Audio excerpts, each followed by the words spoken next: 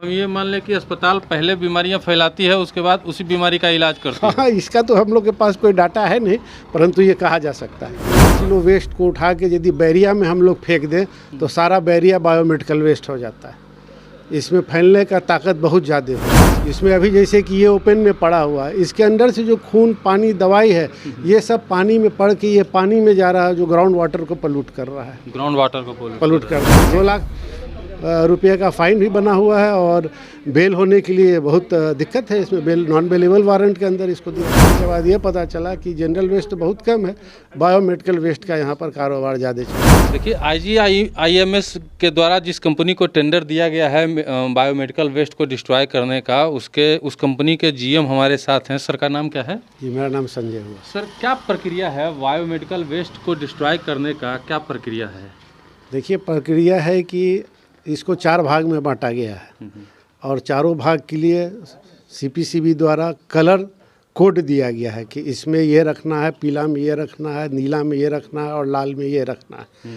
होता यह है कि बहुत सारा जो अनऑथराइज हॉस्पिटल है उन लोग IGMS के साथ रजिस्टर्ड नहीं है। जो लोग हमारे पास रजिस्टर्ड हैं उनके पास प्रतिदिन हम लोग का गाड़ी प्रति कलर का वेस्ट उठाने के लिए कितना किलो किस समय कहाँ से उठा हम लोग के द्वारा अंकित किया रहता है। 2 कार्ड रहता है, एक जो हॉस्पिटल के पास होता है, एक दूसरा जो गाड़ी पर होता है। ये प्लांट आने के बाद जो पीला वाला कचरा होता है, जिसमें नॉर्मली उसको ज्वलनशील बोलते हैं हम लोग, उसको हम लोग बिना खोले हुए डायरेक्टली हम लोग इंसिनरेटर में डाल देते हैं। लाल वाला कचरा को, जिसमें प्लास्टिक माना जाता है, इसको हम लोग ऑटोक्लेव करते हैं और नियमानुसार उसको काट कर जो ऑथराइज वेंडर है कटा हुआ के लिए, ये भी नहीं है कि हम लोग किसी को भी दे दें, ऑथराइज वेंडर को ही दिया जाता। और ब्लू जो है, जो कि बैग बंद हो चुका है, ब्लू बॉक्स हो गया है, जिसमें जो शीशियाँ होती है दवाई की, उसके लिए वो बना है। यही प्रतिक्रिया है इसमें। और जो नीडल्स वगैरह आता है, जो नीडल्स वगैरह आता है, उसको एक टैंक बनाया गया है जो कि सील टैंक है। वो उसका 8 फीट के दीवार में ढाला हुआ है और उसकी डेप्थ है करीब 8-9 फीट। उसमें एक छेद के द्वारा नीडल हम लोग डाल देते हैं सो डैट कि नीडल फिर से रीयूज ना हो सके। यही प्रतिक्रिया है। ये सारा प्रक्रिया जो भी होता होगा, आप लोग पूरे सुरक्षा का इस्तेमाल करते होंगे ताकि आपको कोई बीमारी ना हो, कोई संक्रमण ना हो। क्योंकि जब प्लांट हम लोग का चलता है तो उसके जो धुआं निकलता है, उस धुआं पर continuous monitoring, real time data CPCB, Patna PSB और हम लोग के पास IGMS के पास कंटिन्यूअस डाटा रिफ्लेक्ट करता है कि इसमें कोई वेरिएशन आ रहा है कि नहीं। यदि वेरिएशन आता है तो हम लोग प्लांट बंद करके उसको फिर से जो प्रॉब्लम है उसको रिजॉल्व करके फिर से प्लांट चलाया जाता है।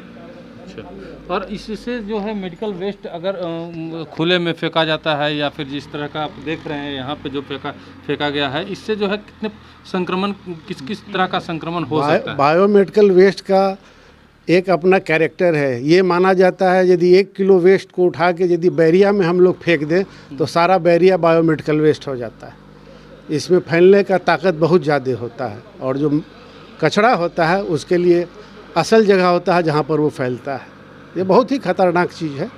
इसमें अभी जैसे कि ये ओपन में पड़ा हुआ है, इसके अंदर से जो खून, पानी, दवाई है, ये सब पानी में पड़ के ये पानी में जा रहा है, जो ग्राउंड वाटर को पलूट कर रहा है। ग्राउंड वाटर को पलूट कर रहा है। क्या कि आप देख रहे हैं यहाँ तालाब बना हुआ है और पूरा इलाका जो है ये पानी है वो चला जाएगा और वो पानी इन्फेक्टेड रहेगा। क्या है कि ऊपर सतह से लोग पानी खींचेंगे, यहाँ पर कोई पानी का सप्लाई है कि ये जो यहाँ पे जो फेंका गया है, जो भी यहाँ पे डंपिंग बनाया गया है, ये कोरोना काल से ही है। तो इसकी तो जानकारी हम लोग को नहीं है, बट कोरोना काल में भी यदि ये आया हुआ तो अति खतरनाक विषय था, परंतु किसी भी कारणवश ये बचा रह गया स्टेट के नज़र से, जो कि बहुत ही गलत रहा है। इसमें जो दोषियों के ऊपर क्या सजा का दोषियों के प्रावधान CPCB द्वारा दिया गया है। इसमें 2 लाख रुपये का फाइन भी बना हुआ है और बेल होने के लिए बहुत दिक्कत है। इसमें बेल नॉन बेलेबल वारंट के अंदर इसको दिया जाता है। अच्छा, यहाँ पे आप लोग जांच करने के लिए आए थे, टीम गठित करने मतलब खबर देखने के बाद टीम गठित किया गया, जांच करने के लिए आप यहाँ पे पहुँचे थे। जी जी, हम लोग आके ये देखना चाह रहे थे कि यहाँ पर ये फैक्ट है कि जनरल वेस्ट है या बायोमेडिकल वेस्ट है, परंतु यहाँ आने के बाद ये पता चला कि जनरल वेस्ट बहुत कम है, बायोमेडिकल वेस्ट का यहाँ पर कारोबार ज़्यादा चल रहा है। ज़्यादा चल रहा है। हमने ये सुना है कि ये जो बायोमेडिकल वेस्ट है सर, इसको जो है ये लोग रिसाइकल करवा के और फिर से। जी, आप सही सुने हैं। क्या है कि पोल्यूशन कंट्रोल के पास ये डाटा है कि सिरिंज और सिरिंज का, नीडल का तो कम है डाटा, बट सिरिंज का जहाँ तक डाटा है, ये माना जा रहा है कि यदि 100 सिरिंज यूज़ होता है तो 50 सिरिंज रीयूज़ होने के लिए असामाजिक तत्वों के पास पहुंच जाता है। इसीलिए जो है सरकारी अस्पतालों में है सिंगल यूज सिरिंज का इस्तेमाल किया जाता है। नॉर्मली हॉस्पिटल के अंदर ही दायित्व है कि जब सिरिंज यूज़ किया जाए तो उसको उसी समय काट दिया जाए। इनफैक्ट जो प्लास्टिक वेस्ट जैसा है, ये ब्लड बैग हो, यूरिन बैग हो, आईवी सेट का लाइन हो, ये सब को कहा जाता है कि नियमतः ये लोग काट के डालें, बट हर एक हॉस्पिटल में माने कि आदमी हाथ की कमी के कारण, मतलब हम ये मान लें कि अस्पताल पहले बीमारियां फैलाती है, उसके बाद उसी बीमारी का इलाज करती है। हाँ, इसका तो हम लोग के पास कोई डाटा है नहीं, परंतु ये कहा जा सकता है। और जो है रिसाइकल करने के बाद सारा मतलब जो भी सिरिंज वगैरह है, सुई की बोतलें हैं, सब जो है अस्पताल में आती है, उससे बीमारी फैलने का कितना खतरा है? जैसे कि आप देखें, जो DNS INS का बॉटल है, वो सब क्या होता है कि फिर से ये लोग नॉर्मल पानी भर के रीपैक करके गांव देहात के सेंटर में, उससे बीमारी का कितना खतरा है? उससे बीमारी का बहुत ज़्यादा खतरा है कि वही चीज़ यूज़ हो रहा है। चलिए, तो सुन लिया आपने, सर ने बताया कि कितना खतरनाक ये जो है डंपिंग यार्ड जो है, कितना खतरनाक यहाँ पे है।